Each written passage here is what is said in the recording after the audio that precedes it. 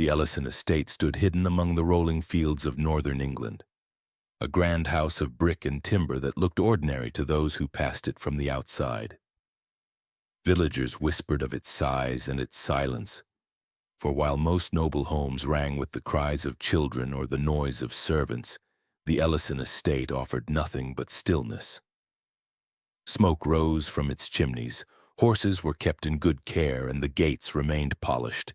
Yet there was no laughter, no sound of youth, no signs of family joy. To the crown and its court, the Ellisons were a loyal line of landowners who paid their dues and spoke little. To their neighbors, they were an unsettling family whose wealth seemed to grow even as their legacy dwindled. What unsettled those who lived nearby was not only the silence but the absence of rituals that bound communities together. Baptisms came and went in the parish church, yet the Ellisons brought no infants to the font. Weddings, funerals, feasts of the harvest. The family was present, polite and generous with donations, but they carried with them no children of their own, no line of heirs visible to the public eye. Behind the iron gates there was a history whispered in fragments. Babies were born, but they were not seen. Their cries were said to rise at night, carried faintly over the hedges, then vanish before dawn. The midwives who visited the estate spoke no words afterward. Some left the parish entirely, as though haunted by something they could not name. The Ellisons' reputation among nobility remained untarnished, for they knew how to dress their silence in charm. They hosted banquets for passing dignitaries, they lent their stables for royal messengers, and they gifted coin to the poor during winters. Yet even in the candlelit halls of their estate, guests noticed peculiar details. The nursery rooms stood locked and unused, their curtains drawn tight, as though the family wished to erase the presence of children. When asked, the Ellisons would smile and explain that their lineage was delicate, that fortune had not blessed them with strong heirs, and that they trusted in God's plan. Such words sounded humble, even tragic, yet the calmness with which they were spoken carried a chill. Within their walls, the Ellisons lived by rules of their own design. Every pregnancy was hidden, every birth confined to shadow. There were no christening gowns, no silver spoons handed down, no lullabies sung in the open. Infants were treated not as lives but as burdens to be managed, secrets to be concealed. If a child survived the first weeks, it was kept out of sight, its cries muffled in rooms no servant dared enter. Death came soon after, not from neglect but from a deliberate design. The family believed that to allow a child to be named was to chain their bloodline to something mortal, something weak. The Ellisons carried an older belief, one that twisted scripture with superstition, that silence preserved purity, and that the unnamed soul remained closer to God. Yet beneath such piety was something colder, something methodical. The Ellisons did not mourn their lost children. They recorded nothing in parish books. They dug no graves in consecrated ground. Instead, they erased. Every child born behind those gates became a fleeting shadow, consumed by a family who saw life as raw material rather than blessing. The neighbors could only guess, piecing together fragments of rumors and scraps of memory, sensing that within the great house lingered an inheritance of cruelty. The estate stood as a monument to their deception, beautiful and unyielding on the outside, but hollow within. It was not yet known how far their silence reached, nor how carefully each death was orchestrated, but the truth would fester behind the gates until discovery became unavoidable. For now, the Ellisons remained untouchable, a family cloaked in loyalty to the crown, hiding the curse that would stain their name for centuries to come. Within the Ellison estate, new life began in silence. There were no bells rung in the parish, but no gatherings of godparents, no candles lit in celebration. When an Ellison child was born, the servants were ordered to carry their voices low, to close every window, and to move as though the air itself could betray them. The mother, pale and exhausted in her chamber, would not be permitted to speak the infant's name, for no name was ever given. To the Ellisons, a name was a chain, a mark that tied flesh to memory, and memory was weakness. Their faith was twisted into a belief that a nameless child remained closer to eternity, unbound by earthly recognition. Thus the infants were kept in shadow, living yet already erased. The weeks that followed a birth brought a routine of concealment. Curtains were drawn in every nursery, doors locked against curious eyes. If the child cried too loudly, fabric was pressed against its mouth, not in cruelty at first, but as a rule of order. To the mother, who should have felt tenderness, the ritual demanded detachment. She fed her infants as though tending to livestock, measuring their breaths with cold watchfulness. The moment a flicker of attachment threatened, the elder Ellisons intervened, reminding her that affection was poison. They told her that to love a child was to invite weakness, to risk seeing it as human instead of a vessel. Thus she hardened, speaking of her own newborns not as sons or daughters, but as burdens to be disposed of at the proper time. The disposal itself became a ceremony of absence. At night, when the villagers slept, a servant would carry the infant to a secluded chamber where no prayers were whispered. Here the mother presided over the ritual of erasure. She would hold the child still, denying it the comfort of rocking or embrace, and recite a twisted verse that mixed scripture with superstition. The words promised purity through silence, claiming the child's breath would rise more cleanly to heaven if it were not burdened by a name. Then came the moment of severing. Sometimes it was through slow suffocation, a pillow pressed down until the cries faded to nothing. Other times a tincture of poppy and crushed seed was fed drop by drop, easing the infant into stillness while the mother watched with a face carved in stone. No matter the method, the goal was always the same: to end the child's fragile life without leaving behind a trace of identity. The aftermath was handled with equal precision. No parish graves were dug, no wooden crosses raised. The body was placed in hidden spaces under floorboards, in cellars lined with lime, or in shallow pits covered with ash. Some were even burned quietly in the hearth, their ashes scattered in the garden where roses bloomed unnaturally thick. The family ensured that no witness beyond their own circle could ever speak of the children.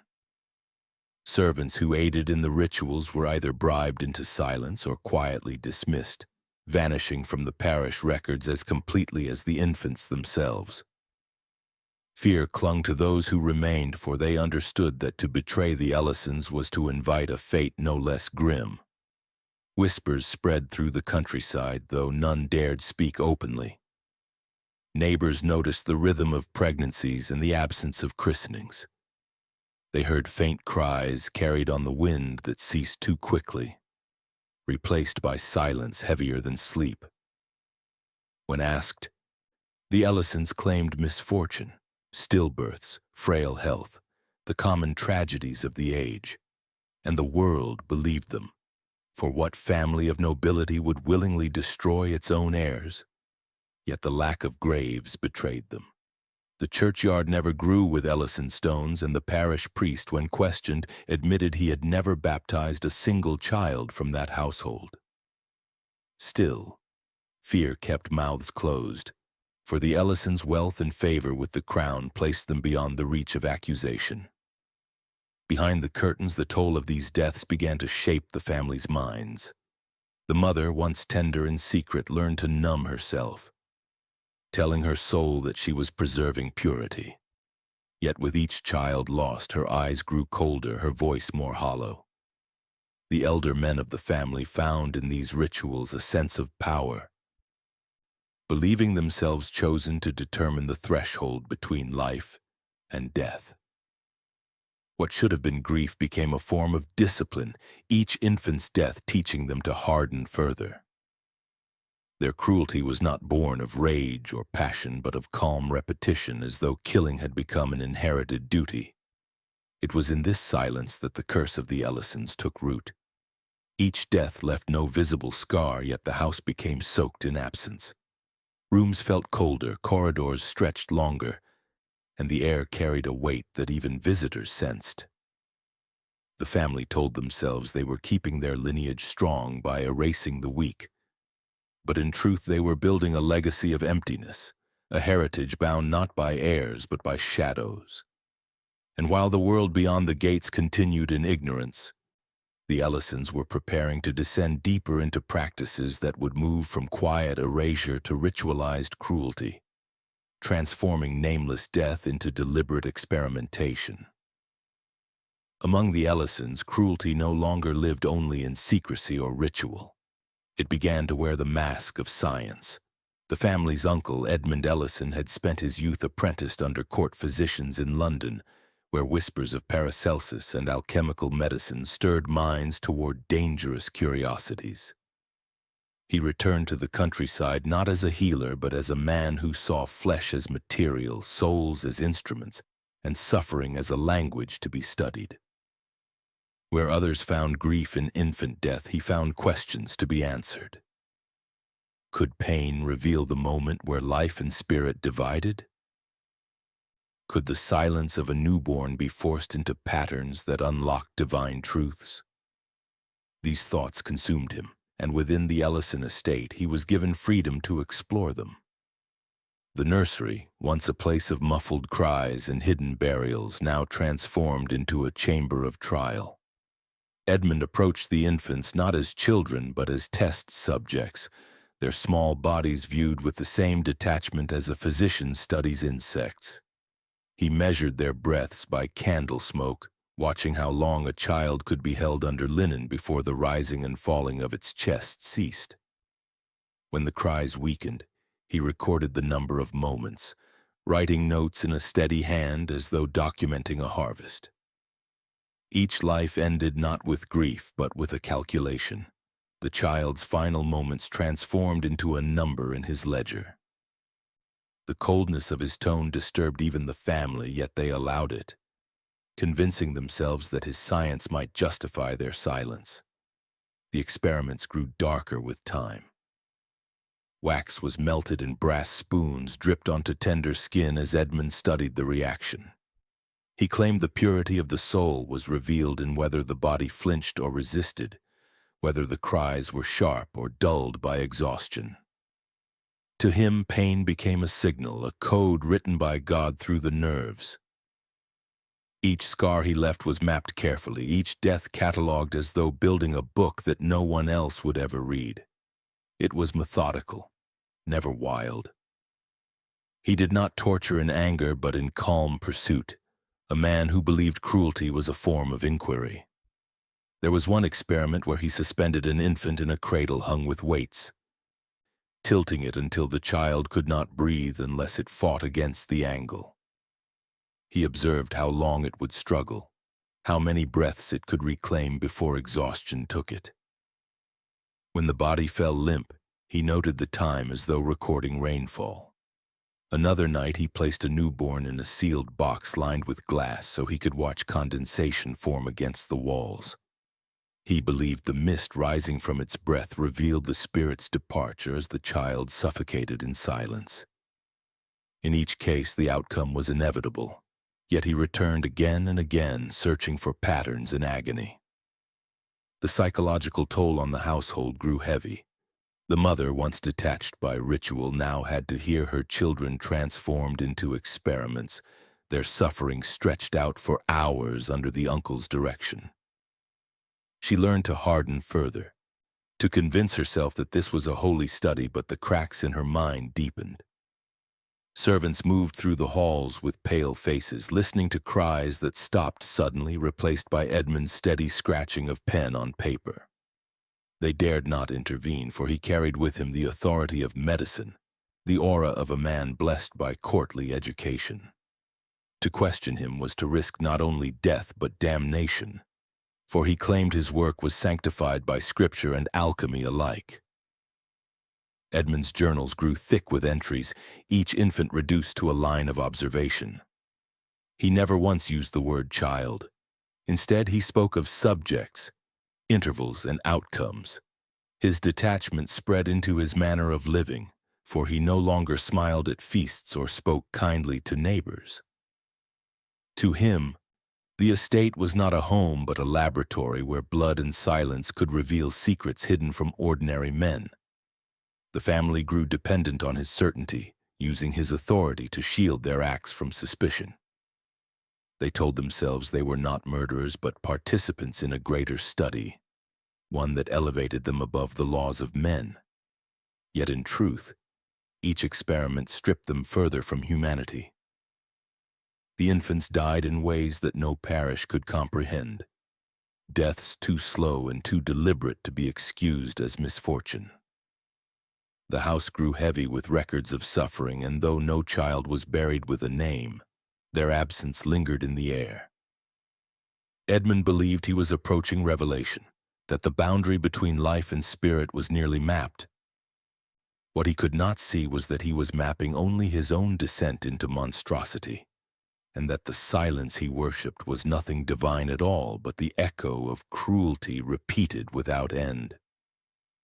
The Ellison estate, once cloaked in secrecy, was now reshaped by Edmund's private science. Death was no longer an accident of ritual but a method, a calculation carried out with purpose. And while the world outside saw a family of loyalty and faith, inside the gates each passing child was transformed into another entry in a book of horrors that would stain their name forever. What began as nameless burials was now turning into ritualized study, preparing the Ellisons for even greater acts of deliberate cruelty in the chambers still hidden below. The nursery was no longer a place of warmth or innocence. It had been transformed into a chamber where cruelty dressed itself in the robes of ritual and medicine. The walls, once hung with pale draperies, now bore stains from tinctures and herbs, and the air was heavy with the metallic tang of boiling lead. To outsiders, the Ellisons could speak of scientific inquiry, of remedies for weak blood or frail lungs, but within the locked nursery the truth was stripped bare. Here, every infant became a specimen in ceremonies that blurred alchemy, theology, and torture into a single monstrous practice. The first contraptions appeared as harmless cradles crafted with carved wood and fine cloth. Yet Edmund Ellison had altered them into devices of measured torment. Suspended above each child was a vial pierced with a needle, dripping tinctures of metals that alchemists once swore revealed hidden properties of the soul. Lead dissolved in vinegar, arsenic steeped with herbs, mercury diluted with honey. Drops fell rhythmically onto the tongues of newborns too weak to resist. Each convulsion, each gasp, each twitch of the tiny limbs was recorded with precision. Edmund explained to his family that purity was tested through the body's reaction, that a soul untainted would reveal itself in how it endured. The family listened, and though their faces hardened with unease, they allowed it, for the act was cloaked in the authority of ritual and science. When the tinctures no longer satisfied his curiosity, Edmund devised darker tests. He revived an ancient practice he claimed was drawn from Scripture itself, the binding of infants in animal skins. He ordered fox pelts, lamb hides, and calf skins to be brought into the house, and within them he sewed the Ellison children, stitching flesh to flesh. The belief he taught was that the struggle between child and beast revealed endurance, that the suffocation of air within the hide was not death but a trial of strength. The cries that came from these sewn bundles were muffled and pitiful, often fading within hours as the infants suffocated in silence. When the bundles fell still, Edmund recorded the time in his ledger, declaring that those who lasted longer had proven a rare purity before their spirits departed. To him it was not murder but revelation, a demonstration of divine will through suffering. The mother, once numbed by the rituals of erasure, began to falter under the weight of these experiments. She sat in the corner of the nursery, her eyes fixed on the trembling bodies of her children, her hands twisting a rosary that gave her no comfort. At times she whispered prayers, but Edmund silenced her, warning that words might disrupt the purity of the trial. He told her she must learn to watch with the same calm detachment he carried, for to intervene was to corrupt the sanctity of the experiment. Slowly her prayers dwindled, and she too learned to watch in silence, her grief buried beneath layers of fear and obedience. Servants who were forced to assist grew pale and broken. They cleaned the cradles, replaced the skins, and disposed of the remains, their minds hollowed by repetition.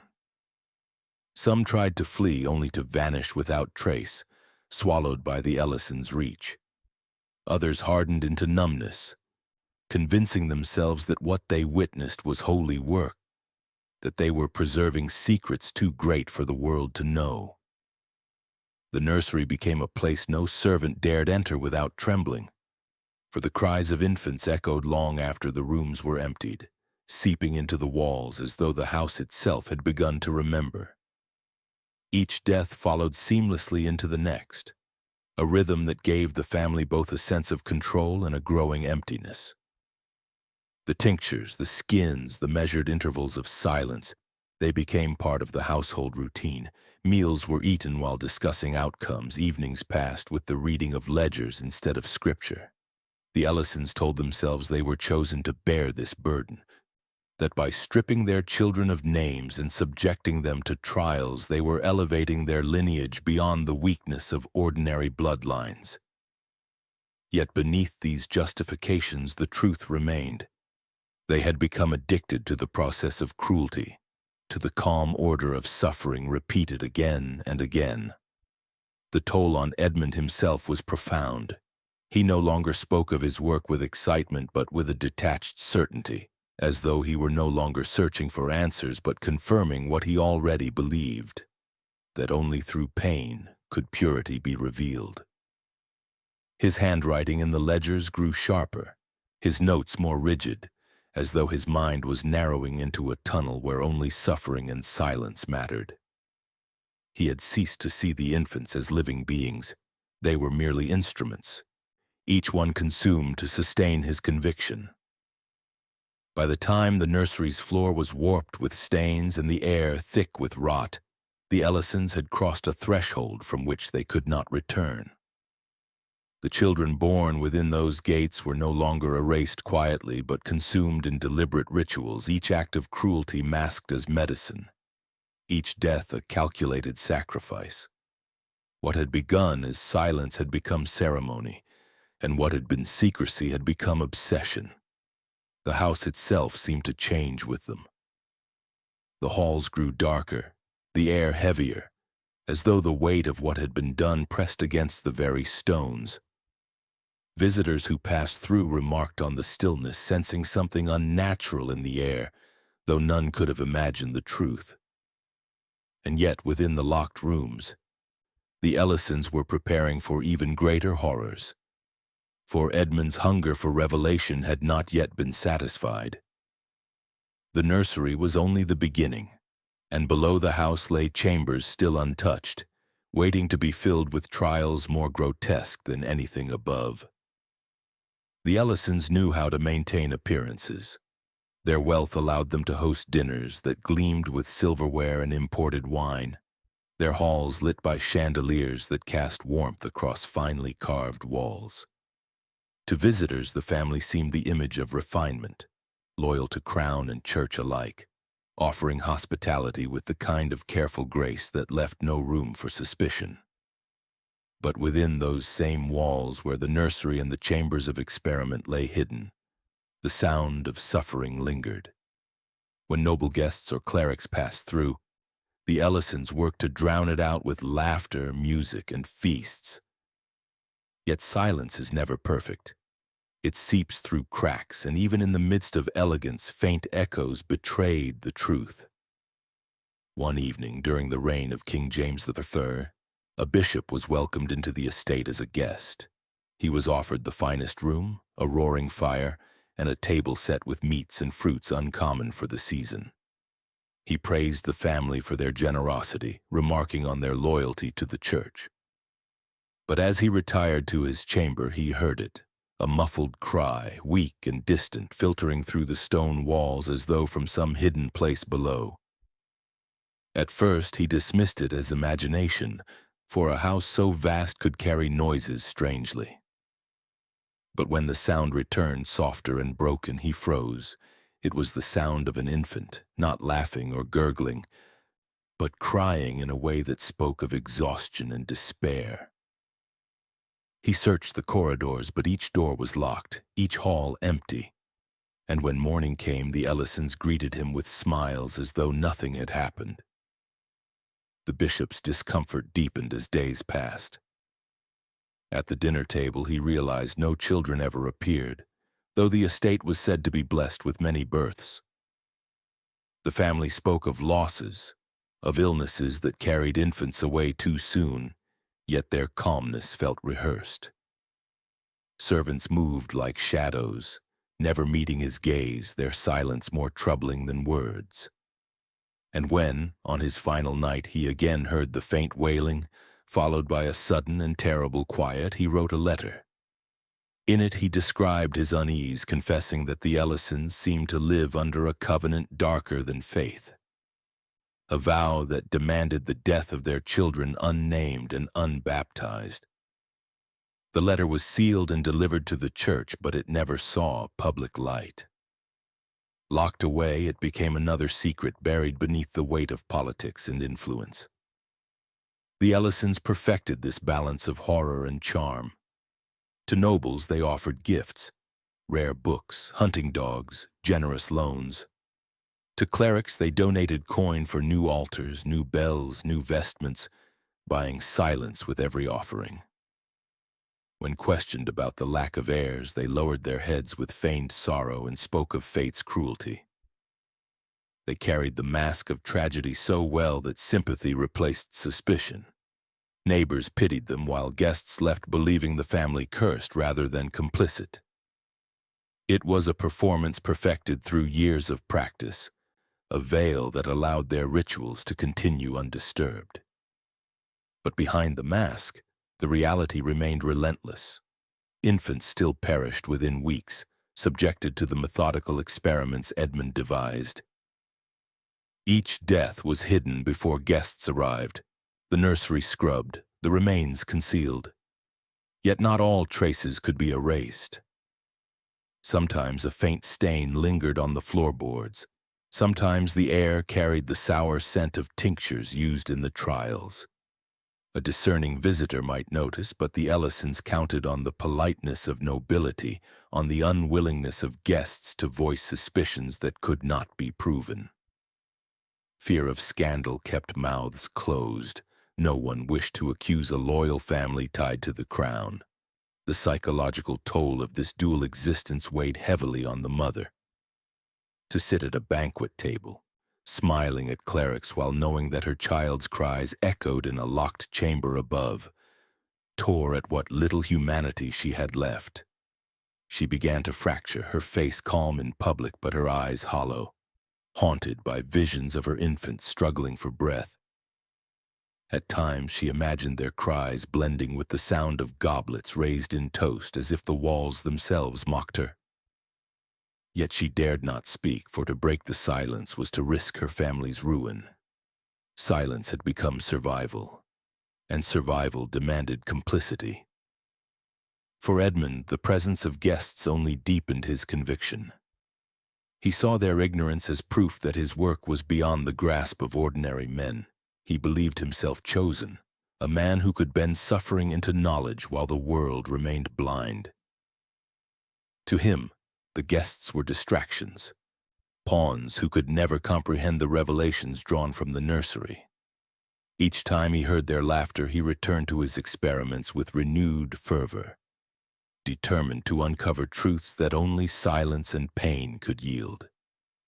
The bishop's letter, hidden in church archives, would one day resurface as a fragment of evidence, a clue to the horrors that unfolded in the estate. but in the years of the Ellisons' prime, it served no one. The family continued untouched, their gates opening to welcome dignitaries even as the cries of infants seeped through stone.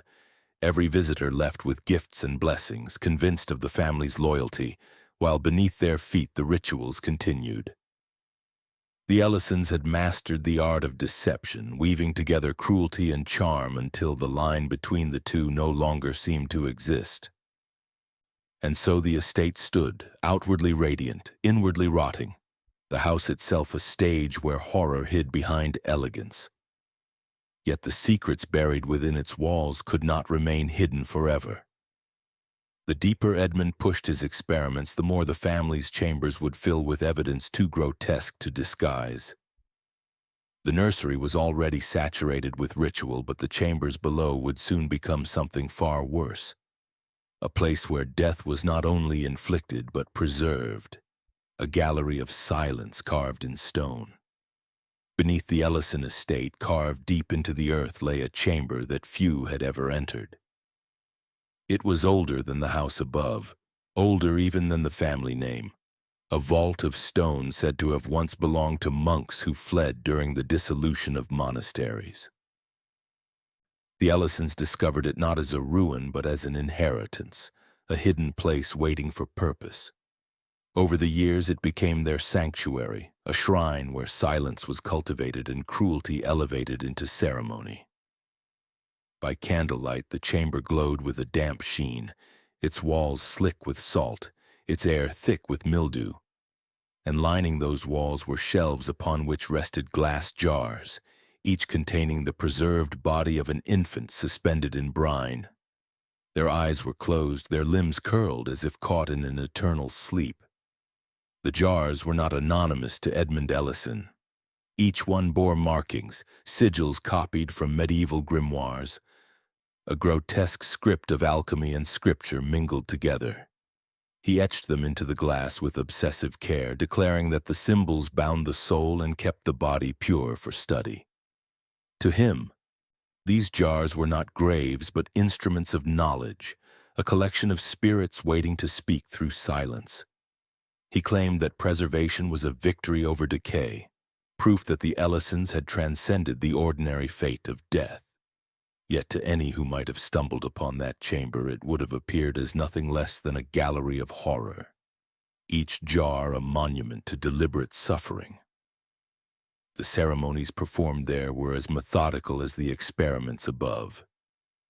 On certain nights, when the moon was high and the house still, Edmund gathered his family into the chamber. The bodies of the most recently sacrificed infants were laid upon slabs of polished stone, their flesh pale and stiff, their small mouths sometimes stained with the tinctures that had killed them. The family watched as Edmund prepared scales fashioned from iron, balanced with feathers plucked from the wings of doves. One by one, the dead infants were weighed against the feathers. If the body outweighed purity, Edmund declared the soul heavy with corruption. If it balanced, he spoke of divine approval.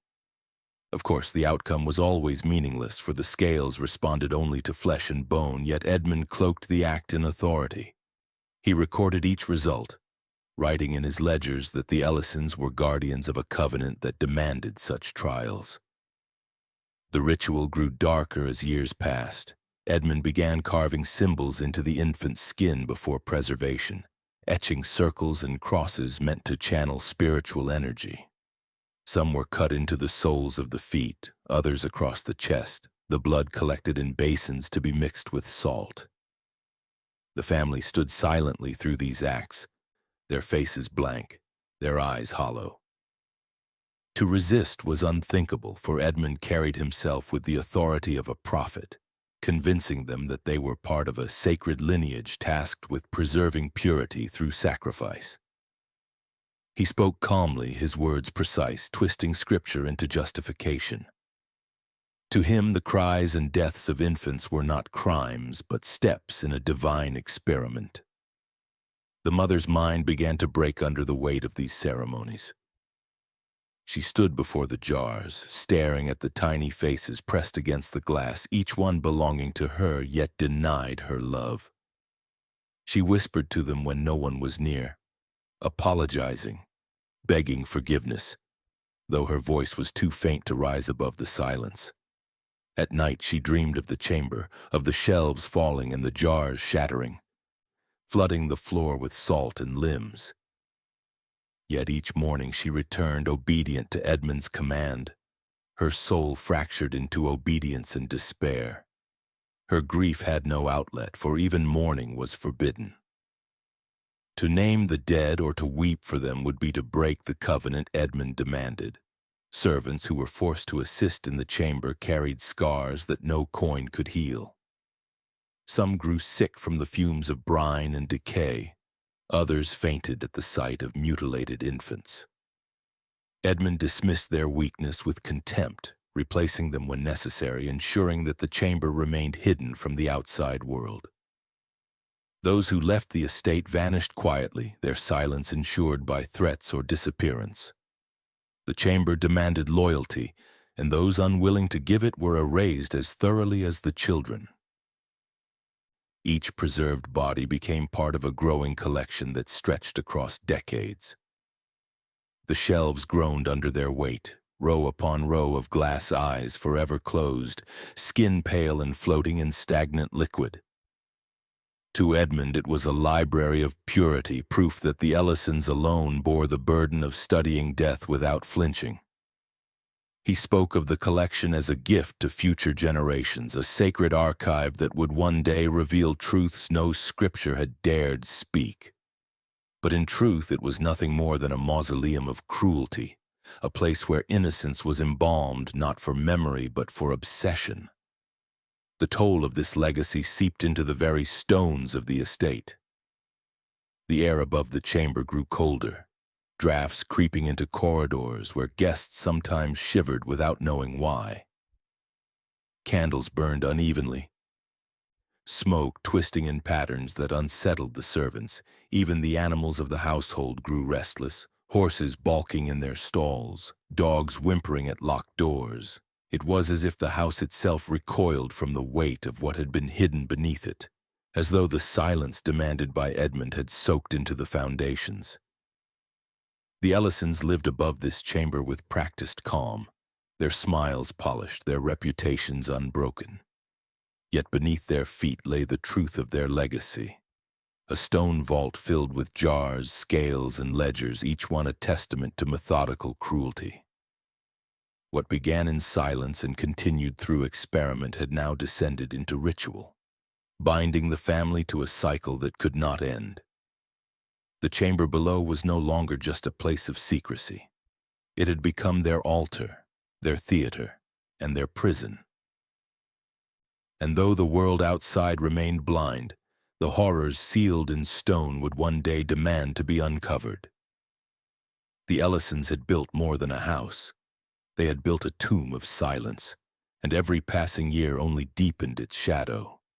Soon their ceremonies would escalate beyond preservation, for Edmund's hunger for revelation could not be contained within jars and feathers.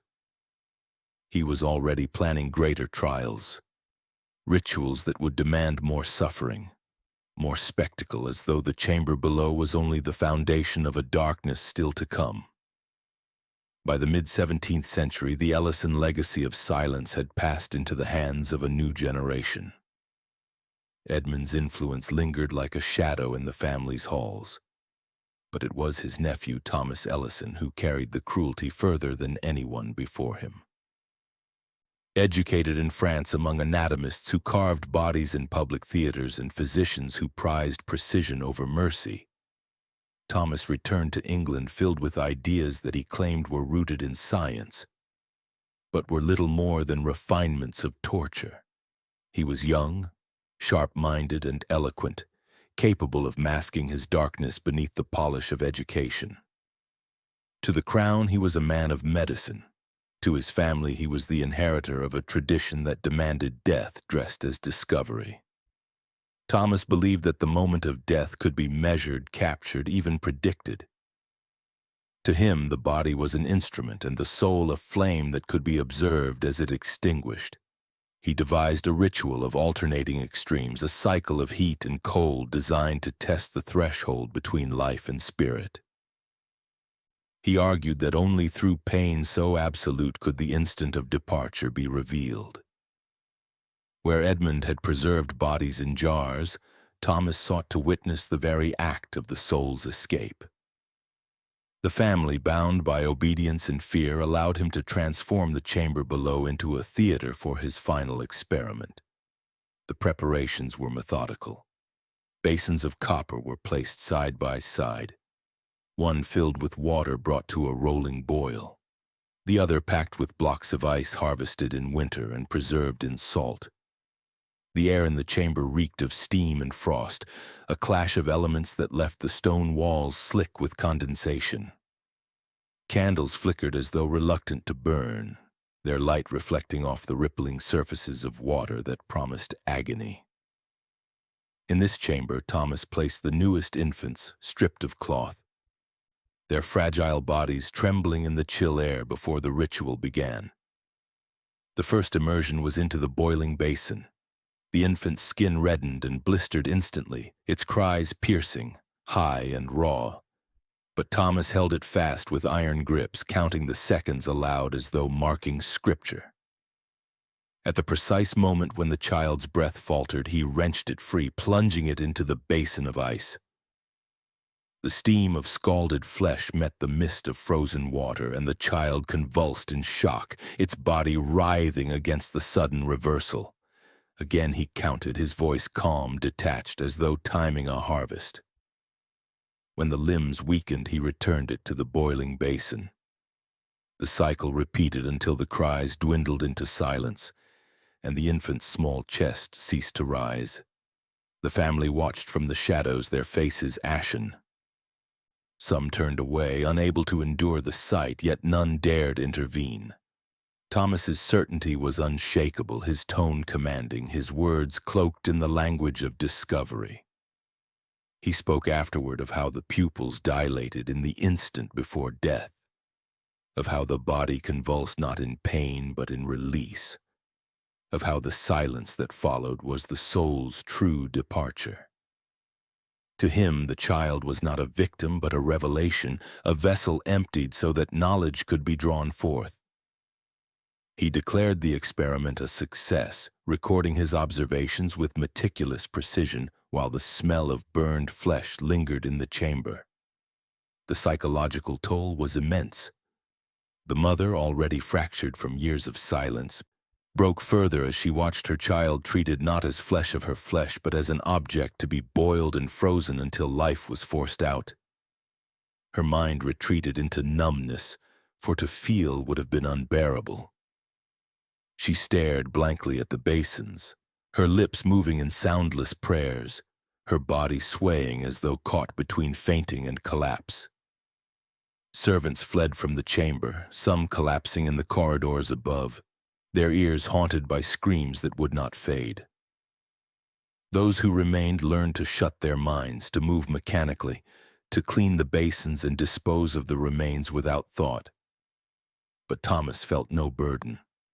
Instead, he became intoxicated by the power of the experiment. He spoke of expanding the ritual, of testing older children, of timing the death of the weak against the strong. He claimed he could predict the moment of departure to within a heartbeat. His notebooks filled with diagrams, with crude sketches of blisters and veins, with notes that reduced human suffering to patterns of numbers and marks. He believed himself to be mapping the soul as one might chart a star, blind to the reality that he was only perfecting cruelty. Each death under his hand grew more devastating, for it was not wild or impulsive but calm, repeated with precision until the family could scarcely distinguish one horror from the next.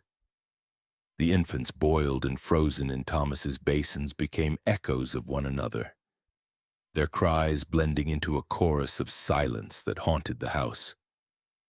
The chamber below, once lined with jars and scales, was now filled with steam and frost, a place where extremes of heat and cold became tools of revelation. The family's complicity deepened with every cycle. Their silence no longer felt like obedience but like a curse, binding them to the cruelty that Thomas had carried home from abroad. The mother's hollow eyes, the servant's trembling hands, the father's stony calm, all became part of the ritual, each one a witness to death disguised as discovery. And above them the house groaned, as though the stones themselves strained beneath the weight of what had been done. What Thomas called a final experiment was not an ending, but a threshold. By forcing the family to endure horrors greater than anything Edmund had devised, he shattered what little humanity remained among them. The Ellison legacy, already steeped in silence and ritual, had now embraced cruelty so absolute that it could no longer be hidden forever. The basins would be emptied, the chamber scrubbed, but the memory of boiling steam and frozen mist would cling to the air, seeping upward, poisoning every corridor of the estate. And though guests and neighbors remained blind, the Ellisons knew the truth of what they had become. They were no longer a family bound by tragedy, but an institution of suffering, each generation surpassing the last in methods of cruelty. The chamber below, with its basins of boiling and freezing water, had revealed not the moment of the soul's departure, but the depths of their own descent. And even as the last cries faded into silence, Thomas Ellison's eyes gleamed with hunger, for he believed there was still more to discover, still darker truths to force from the bodies of the innocent. The storm of the English Civil War swept across the countryside with fire and steel, tearing through estates that had long stood untouched. Noble houses that once felt eternal were forced open by soldiers hungry for plunder or truth. And for the first time in generations, the Ellison gates were breached. To the outside world, the family had remained loyal to the crown, their wealth and silence preserving them from suspicion. But war had little respect for appearances. Armed men, driven by rumor and desperation, stormed the estate, searching not only for treasure but for signs of hidden loyalties.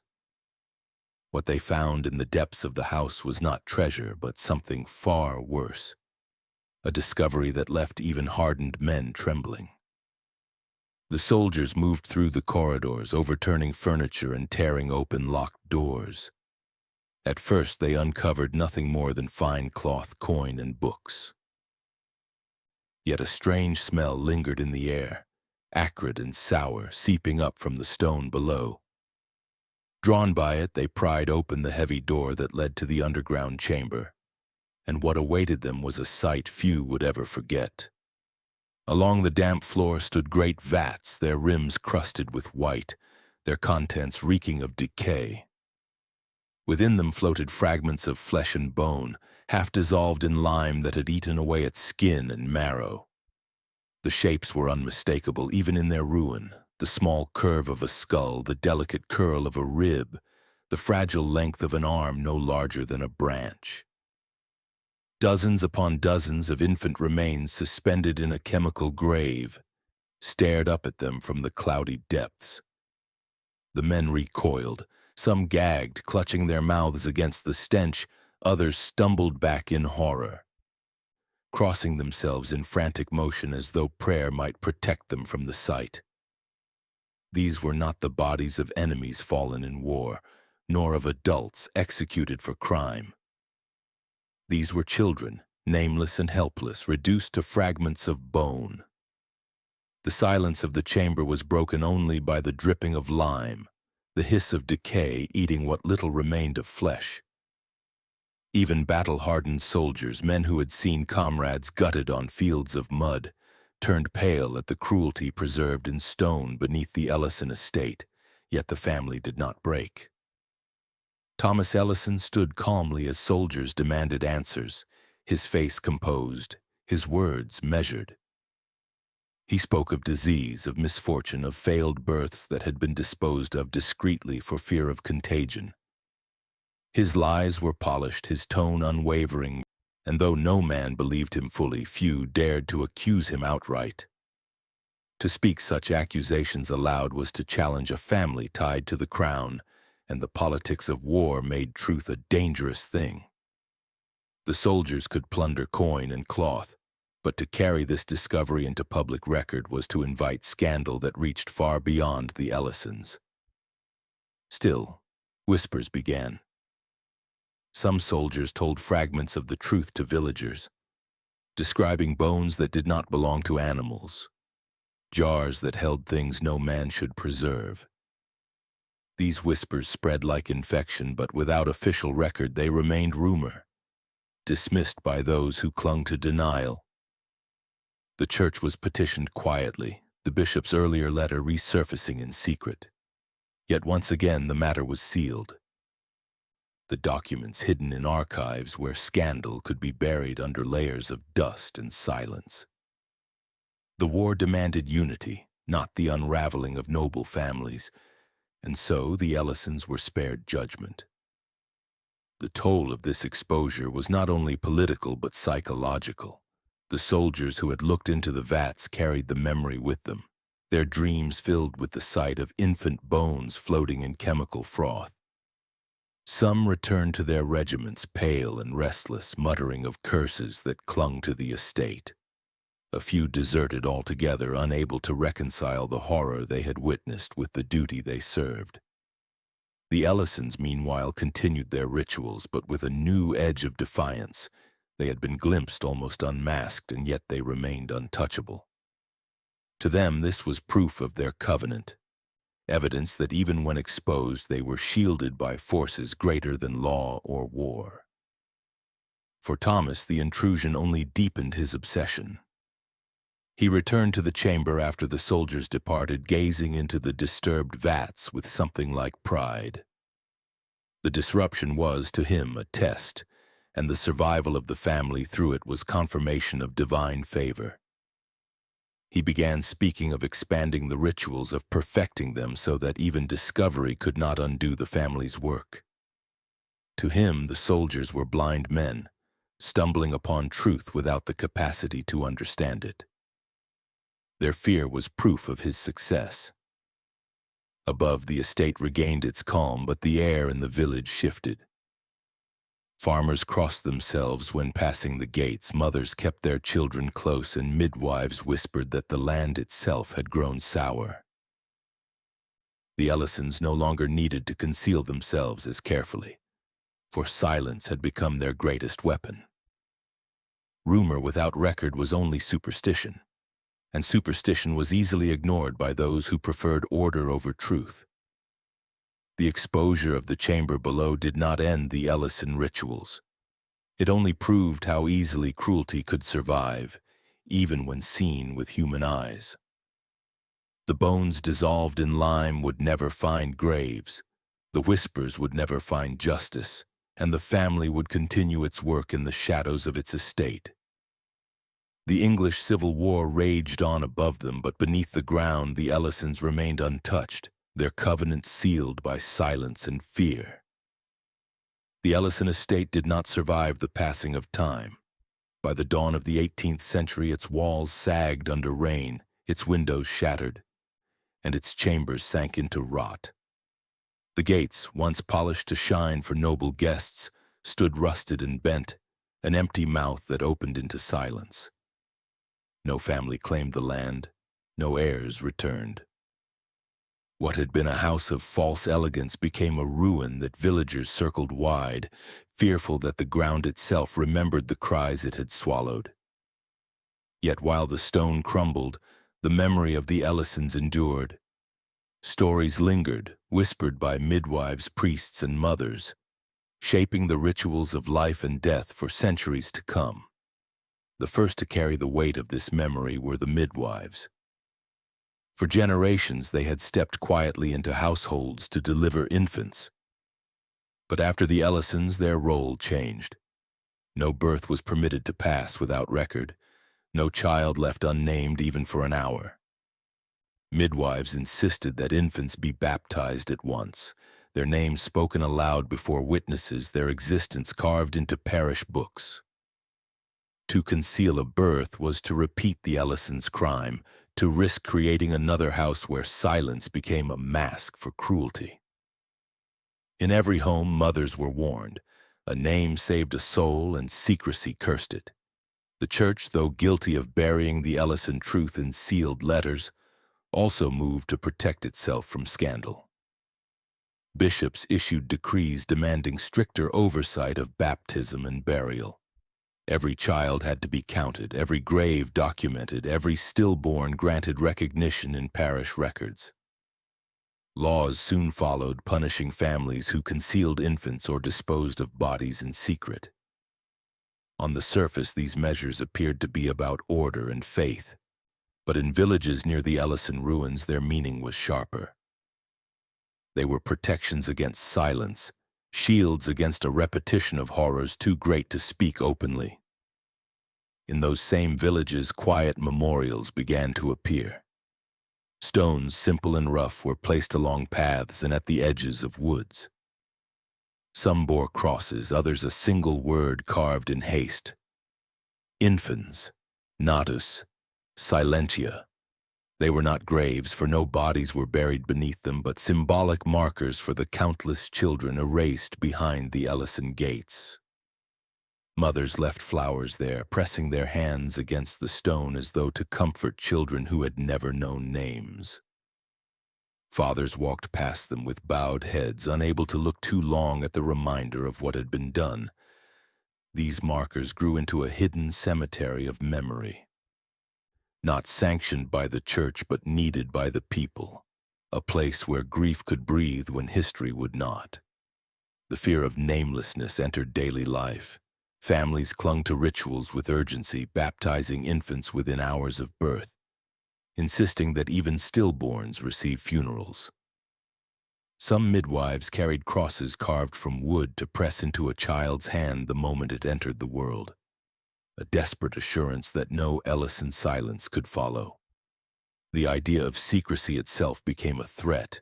Neighbors watched one another closely, whispering suspicions if a birth was not announced or if a child's death was not marked with ceremony.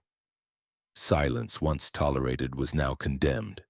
To hide was to betray the community, to invite suspicion of unspeakable cruelty. The Ellisons had long been buried, their estate abandoned, yet their shadow pressed into the culture. Their name was spoken less as history than as legend, a cautionary tale whispered to children at night.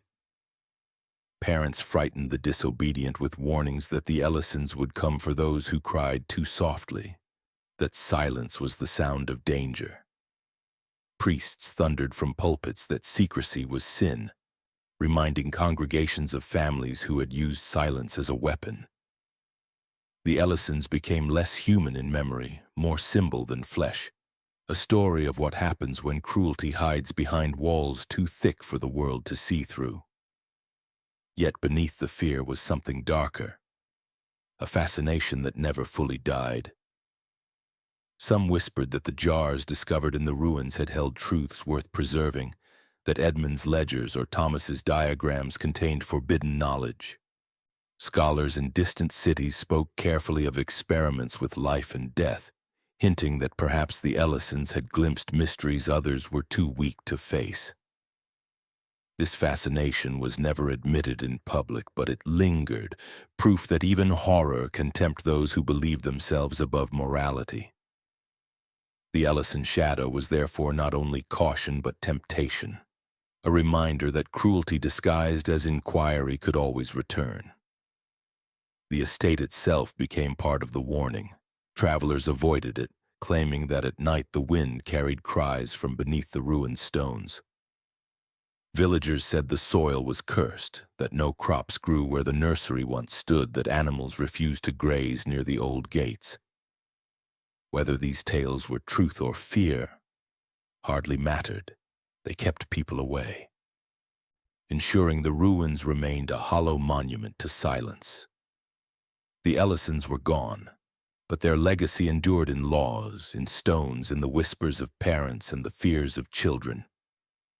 They had shown how silence could be used as a mask, how cruelty could thrive when protected by charm and secrecy. and though their house rotted and their name was cursed, their memory lived on, a shadow that shaped not only how society mourned but how it feared. For even in ruin, the Ellisons had proven that silence itself could kill, and that once it entered a family, it could echo for centuries. Time buried the Ellison estate beneath ruin, but it could not bury the records.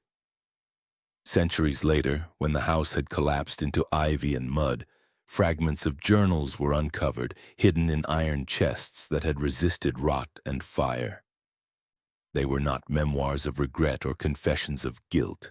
They were ledgers, cold and precise, written in a detached hand that spoke of infants not as lives but as intervals, outcomes, and responses. They catalogued suffering with the same calm tone one might use to track crops or weather. The pages revealed no anger, no outburst of rage, no moments of hesitation. Instead, they described each death with chilling order. An infant suffocated beneath linen was listed by the number of breaths before silence. Another boiled and frozen in alternating basins was noted with exact timings, its final twitch recorded as if it were a laboratory result. Dozens were preserved in brine, their bodies marked with symbols copied from grimoires, their deaths weighed against feathers as though the soul could be measured like grain. The words never called them children. They were subjects, specimens, vessels. This was not the voice of passion but of discipline, a cruelty carried out with patience and ritual.